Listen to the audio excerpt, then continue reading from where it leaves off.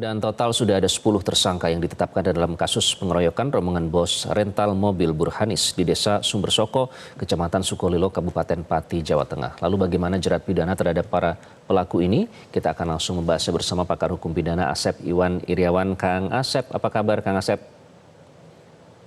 Alhamdulillah, sehat selalu Mas Iqbal. Alhamdulillah. Tadi disebutkan oleh Kapolda, Kang Asep, mungkin tidak ditayangkan tapi ada pernyataan yang menyebutkan bahwa ini pengembangan terus dilakukan agar masyarakat tidak lagi melakukan main hakim sendiri. Itu kata Kapolda. Apakah tepat kalau aksi pengeroyokan di Pati ini disebut aksi main hakim sendiri, Kang Asep?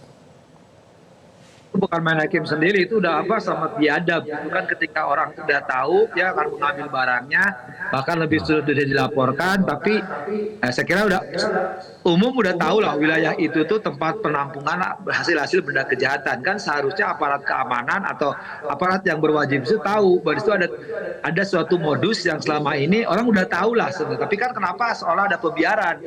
Nah, ketika ada pembiaran malah sekarang dilanjutkan dengan tanda petik dari Mas Iqbal katakan main hakim sendiri. Itu udah keterlaluan. Saya kira bahwa tempat-tempat penampungan kejahatan di situ sepertinya aparat diam, ya. Kan nggak tahu tuh nilainya, kan sekarang ketahuan jumlahnya banyak. Tapi kenapa seolah-olah ya hal itu tutup mata gitu, itu yang kami sesalkan gitu. Kenapa daerah itu yang dikenal selama itu orang tak tahu lah tempat-tempat penampungan kejahatan kendaraan bermotor ada di situ itu beberapa wilayah kabupaten, tapi ada di wilayah tertentu kayak segitiga gitu ya. Itu sangat tinggi sekali jual belinya gitu, artinya ada penadahan dilakukan terhadap barang-barang. Ternyata aparat seolah-olah di situ setelah kejadian baru, padahal sebenarnya ketika tahu di situ ada yang mencurigakan harus ada tindakan dong. Oke, dan setelah itu tiba-tiba ada puluhan mobil dan juga sepeda motor yang diamankan ya setelah sekian lama mungkin praktek ini berlangsung. Kang Asep, artinya istilah main hakim sendiri tidak tepat. Kalau dalam istilah hukum kan disebut Eigenrichting ya. Ini tidak tepat artinya. Eigenrichting itu main hakim sendiri, artinya kan harusnya aparat yang menindak gitu. Artinya ya ketika masyarakat melakukan perbuatan itu, biasanya kan masyarakat terhadap pelaku kejahatan kan pencurian atau perampokan biasanya oleh masyarakat kan dilakukan main hakim sendiri, digebukin dan sebagainya. Ini justru lain gitu kan, mereka pelaku yang selama ini mengumpulkan barang-barang hasil kejahatan, ketika orang yang berhak diteriakin dengan lain maka dilakukan sampai dibakar gitu kan. Seperti ya tadi saya katakan, kan seharusnya aparat lebih bertindak sebelumnya. Artinya wilayah itu adalah ya orang udah tahu lah wilayah itu tempat orang-orang begituan, ya harusnya kan ada tindakan. Apalagi ini sudah melaporkan baik di kepolisian di Jakarta maupun di tempat itu ya. Karena ketika memang itu ada dalam ketika didiamkan, apa yang terjadi? Bukan masyarakat tapi kelompok-kelompok di situ ya melakukan perbuatan yang sudah melakukan penadahan, sudah melakukan pencurian, sudah melakukan tindakan lain, sekarang melakukan terhadap pelaku, terhadap pemilik kendaraan kan. Mengerikan sekali. Apalagi kan ternyata ketahuan bahwa laporan itu tidak ditindaklanjuti ya, laporan dari bos rental yang mobilnya dilarikan begitu. Kang Asep, kenapa saya menanyakan ini? Karena relevansinya dengan ada upaya kriminalisasi yang dilakukan oleh korban. Dalam hal ini almarhum Burhanis yang saat itu seolah-olah di media sosial itu diposisikan bahwa ia memang benar-benar melakukan kalau istilah kasarnya itu maling begitu. Nah, biasanya kalau main hakim sendiri itu kan karena memang melakukan kesalahan. Tapi di balik upaya ini apa jerat pidana yang bisa dilakukan terhadap orang-orang yang terlibat di dalamnya, Kang Asep? Ya, yang pertama banyak nih pasalnya berlapis. Yang bersangkutan melakukan entah pencurian, entah penggelapan, bahkan yang mengerikan sekarang itu pembunuhan atau juga minimal yang penganiayaan.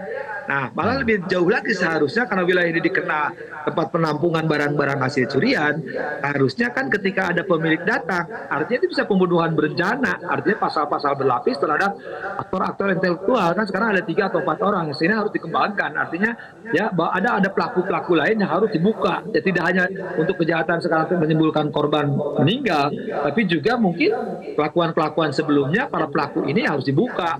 Jangan-jangan tanda tanya besar gitu kan ketika ini tidak lanjuti. Sekarang jadi modusnya pemilik datang kemudian diteriakin kata-kata tidak wajar, kemudian dilakukan pembakaran sehingga meninggal. Nah, ini juga harus ada pertanggungjawaban, harus ada ya gimana ya dari aparat tuh. Saya kira harus melakukan tindakan yang sebelumnya gitu, karena pasti dicurigai kenapa selama ini tanda petik ya wilayah itu dikenal kok gitu kan, tapi aparatnya bagaimana gitu.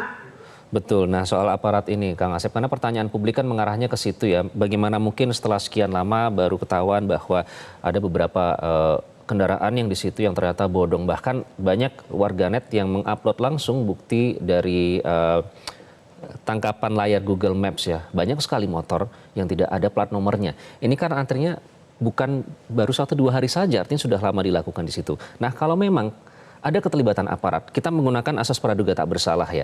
Kalau memang ada keterlibatan aparat jika terbukti, jadi bagaimana nanti jerat pidananya terhadap mereka yang terlibat, Kang Asep?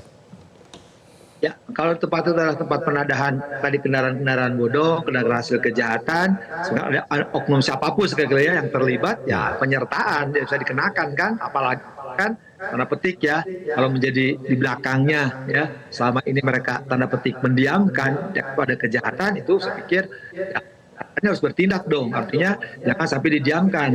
Oh, kita kan pernah waktu lalu juga pernah kita bahas di sini ya di Metro sore ini. Ya artinya apa? Kalau ini didiamkan akan berlangsung didiamkan karena mereka ada oknum, entah tanda petik backing, entah itu mereka tahu ya ada kerjasama, akan berulang korban karena pemilik kendaraan itu kan udah tahu ada tempat situ, cuman mereka nggak berani. Nah, ada contoh kan dibakar walaupun sekarang pelakunya tidak. Tapi kan selama tidak ada tindakan terhadap dan mengatakan di situ komplotan itu kan karena masyarakat di situ juga seolah mendiamkan kan bahwa ada perbuatan itu seolah tahu sama tahu. Ini kan kendaraan itu begitu banyak Pak, masa kelilingnya nggak tahu, itu kan bukan segede Jakarta gitu, itu kan kecil, kota kecil, tapi orang juga tahu bahwa di situ tuh tadi tidak berplat nomor, artinya pekarangan bodong, dan pemilik ngambil takut ketika ada pemilik berani nekat karena tidak ada laporan tidak dilanjuti, malah dia dibakar hidup-hidup. Artinya apa? Harus ada yang tanggung jawab dong aparat di situ. Oke, nah ini juga relevan dengan pernyataan dari salah seorang tokoh masyarakat yang saya kutip dari wawancara sebuah media nasional, Kang Asep, yang menyatakan bahwa ia bahkan menyatakan ini sudah ada sejak awal dekade tahun 2000-an. Banyak motor yang memang tidak memiliki plat nomor. Kenapa? Karena ada yang menawarkan mobil atau motor dengan harga murah. Di sisi lain, mereka juga membutuhkan kendaraan dengan dana yang terbatas. Jadi ketemu di situ demand dan supply-nya. Nah, kemudian bagaimana mereka yang ternyata terbukti menyembunyikan? Apakah juga bisa diproses hukum, Kang Asep?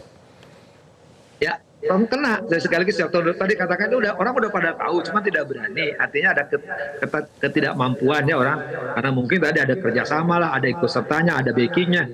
Nah, ketika orang-orang ini ikut ada barang hasil curian, hasil penadahan, ya mereka kena turut serta kan membantu, malah kan bersama-sama. Artinya harus tindak. Nah, jangan-jangan oknum-oknum aparat ya, nah dengan cara yang mudah, entah siapapun aparaturnya setelah oknum ya.